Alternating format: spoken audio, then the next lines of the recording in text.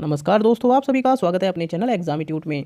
आज की इस करंट अफेयर में मोस्ट इंपॉर्टेंट क्वेश्चन आपके लिए लेकर आए हैं। यहाँ से आपके एग्जाम में क्वेश्चन देखने को जरूर मिलेंगे, चाहे आपका एग्जाम किसी भी लेवल का क्यों न हो।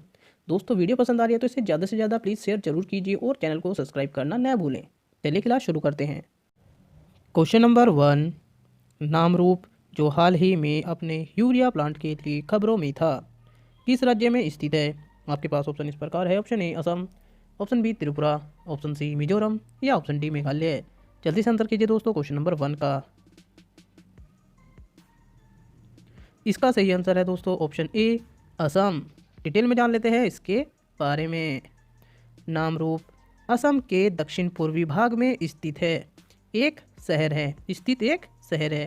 ठीक है दोस्तों, कौन सा? नामरूप शहर है एक असम राज्य में। रसायन और उर्वरक मंत्रालय द्वारा हाल ही में नामरूप में आगामी यूरिया संयंत्र के संबंध में एक बैठक आयोजित की गई। 12.7 लाख MMTPA क्षमता की इस परियोजना को नेशनल फर्टिलाइजर लिमिटेड NFL, किसकी फुल फॉर्म है दोस्तों? ये NFL oil India limited OIL, राष्ट्रीय रसायन और उर्वरक limited RCF, Brahmaputra valley fertilizer corporation limited BVFCL और असम सरकार द्वारा संयुक्त रूप से लागू किया जाएगा। अगले क्वेश्चन की तरफ चलते हैं दोस्तों। क्वेश्चन नंबर 2, किसने हाल ही में हबल स्पेस टेलीस्कोप के माध्यम से कैप्चर की गई आकाशगंगाओं के विशाल समूह एबेल 370 की तस्वीर पोस्ट की है? आपके पास ऑप्शन इस प्रकार है। Option A ISRO, option B NASA, option C both या ऑप्शन डी नन। जल्दी से आंसर कीजिए दोस्तों क्वेश्चन नंबर 2 का। इसका सही आंसर है दोस्तों ऑप्शन बी नासा। डिटेल में जान लेते हैं इसके बारे में। नासा ने हाल ही में हबल स्पेस टेलीस्कोप के माध्यम से कैप्चर की गई आकाश गंगाओं के विशाल समूह एबेल 370 की तस्वीर पोस्ट की है। नासा के बयान के अनुसार इस क्लस्टर का विशाल गुरुत्वाकर्षण प्रकाश को मोड़ने में सक्षम है। यह घटना एबेल 370 के पीछे आकाश गंगाओं के दृश्य को विकृत करती है, जो पृथ्वी से 4.9 बिलियन प्रकाश वर्ष दूर स्थित है। कितने दोस्तों? 4.9 बिलियन प्रकाश वर्ष। अगले क्वेश्चन की तरफ चलते हैं दोस्तों। क्वेश्चन नंबर 3, 1776 कमीशन रिपोर्ट जो हाल ही में खबरों में थी, किस देश से जुड़ी है? आपके पास ऑप्शन इस प्रकार है। ऑप्शन ए रूस, option B France, option C Germany या ऑप्शन डी अमेरिका। जल्दी से आंसर कीजिए दोस्तों क्वेश्चन नंबर 3 का। इसका सही आंसर है दोस्तों ऑप्शन डी अमेरिका। डिटेल में जान लेते हैं इसके बारे में। व्हाइट हाउस ने हाल ही में 1776 आयोग की रिपोर्ट जारी की है, जिसे पिछले साल सितंबर में पूर्व अमेरिकी राष्ट्रपति डोनाल्ड ट्रंप द्वारा शुरू किया गया था। ट्रंप ने देश में देशभक्ति शिक्षा को बढ़ावा देने के लिए एक राष्ट्रीय आयोग स्थापित करने के आदेश पर हस्ताक्षर किए हैं, जिसे 1776 कमीशन भी कहा जाता है। अगले क्वेश्चन की तरफ चलते हैं दोस्तों। क्वेश्चन नंबर 4, मेघालय, मणिपुर और त्रिपुरा में राज्य दिवस कब मनाया जाता है? आपके पास ऑप्शन इस प्रकार है। ऑप्शन ए 21 जनवरी, ऑप्शन बी 22 जनवरी, ऑप्शन सी 25 जनवरी या ऑप्शन डी 20 जनवरी। जल्दी से आंसर कीजिए दोस्तों क्वेश्चन नंबर 4 का। इसका सही आंसर है दोस्तों ऑप्शन ए 21 जनवरी। डिटेल में जान लेते हैं इसके बारे में। मेघालय, मणिपुर और त्रिपुरा ने 21 जनवरी 2021 को अपना 49वां राज्य दिवस मनाया है।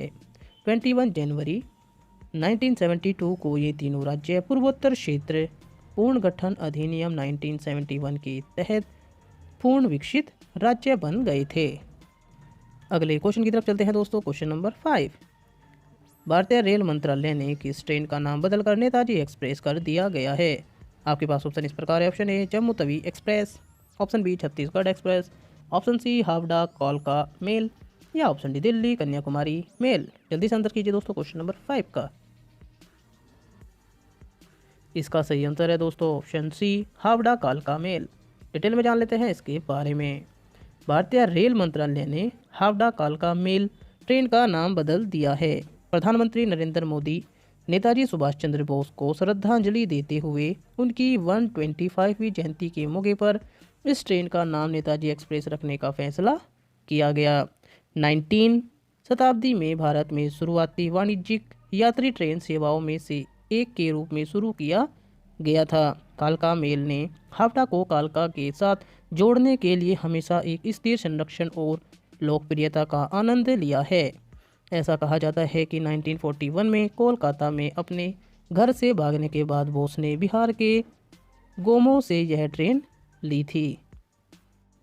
अगले क्वेश्चन की तरफ चलते हैं दोस्तों। क्वेश्चन नंबर 6, हाल ही में गठित राष्ट्रीय स्टार्टअप सलाहकार परिषद की अध्यक्षता कौन करने वाला है? आपके पास ऑप्शन इस प्रकार है। Option A Narendra Modi, option B Amit Shah, option C Piyush Goyal या ऑप्शन डी रविशंकर प्रसाद। जल्दी से आंसर कीजिए दोस्तों क्वेश्चन नंबर 6 का।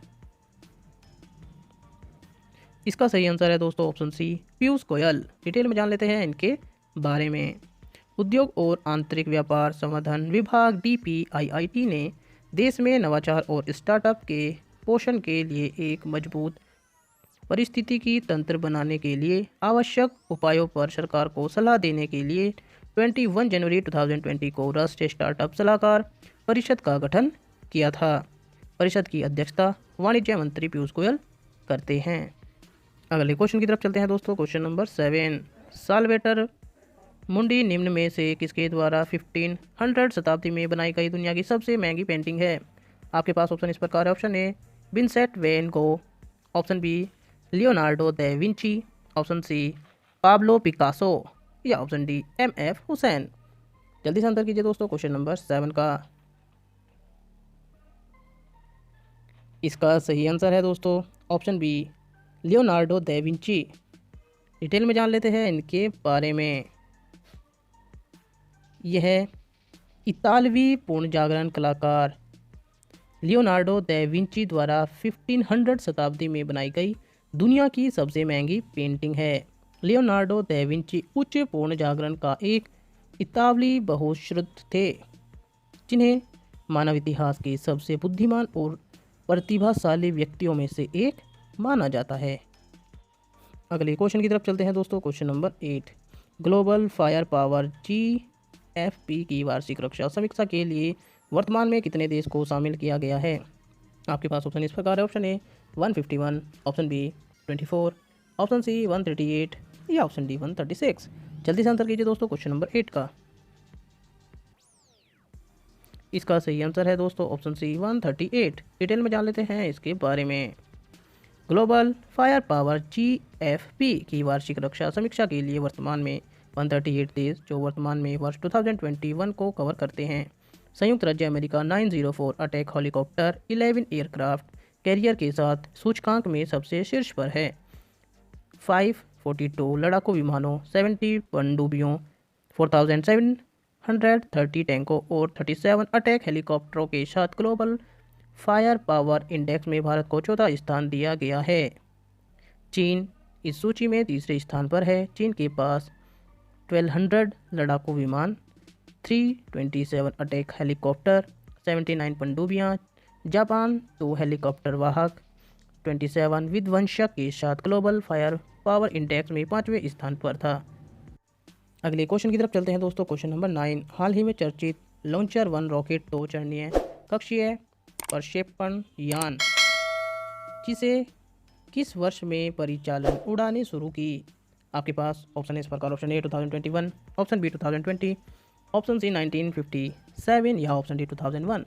जल्दी से आंसर कीजिए दोस्तों क्वेश्चन नंबर 9 का। इसका सही आंसर है दोस्तों ऑप्शन ए 2021। डिटेल में जान लेते हैं इसके बारे में।